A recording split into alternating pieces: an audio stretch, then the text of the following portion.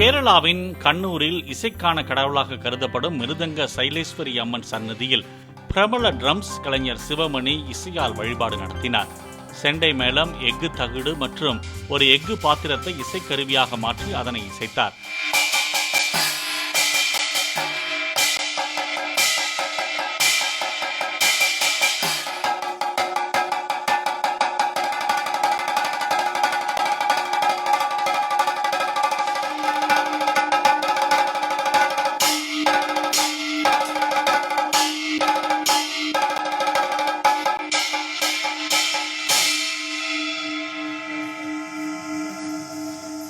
Play store மற்றும் app ஸ்டோரில் இருந்து பாலிமர் செயலியை QR கோடு மூலம் பதிவிறக்கம் செய்யுங்கள்.